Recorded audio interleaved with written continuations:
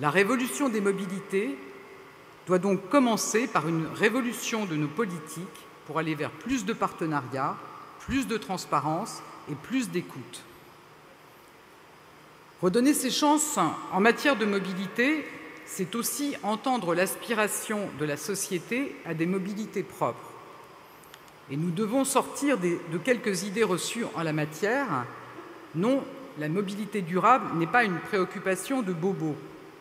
Partout dans notre pays, j'entends des citoyens, des élus locaux qui se soucient des enjeux climatiques, des problèmes de bruit et de pollution en ville, des problèmes de pollution aussi dans les vallées, on en a parlé, et qui attendent de nous de leur permettre d'accéder à des transports propres et durables.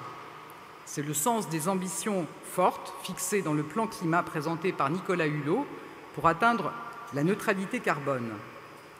Et la loi d'orientation des mobilités définira les trajectoires de verdissement de nos véhicules, voitures, poids lourds, deux roues, autocars, ainsi que les leviers pour que tous les acteurs y contribuent.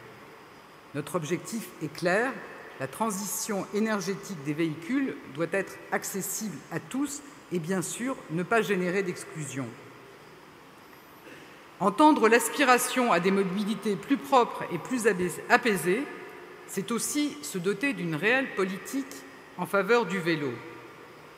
Quand on sait que 75% des déplacements domicile-travail font moins de 5 km, cher Olivier Schneider, je pense que ce chiffre est cohérent avec vos 57% sur tous les déplacements, il faut arrêter de regarder le vélo avec condescendance en considérant que c'est un sujet mineur, d'autant que le vélo à assistance électrique facilite l'usage pour beaucoup.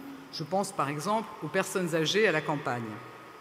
Il y a une aspiration de nos concitoyens à un changement culturel sur ce sujet et le succès de la consultation Parlons Vélo lancée pendant les Assises, avec plus de 100 000 réponses, en témoigne.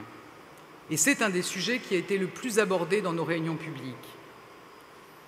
Notre stratégie de mobilité comprendra un plan vélo pour aborder l'ensemble des dimensions de ce sujet: santé publique, infrastructures, éducation, fiscalité. Et c'est bien sûr en lien avec mes collègues Jean-Michel Blanquer. On a vu, les enjeux d'éducation sont majeurs.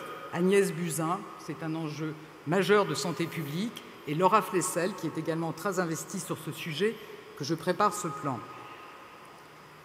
Redonner des chances à chacun, c'est aussi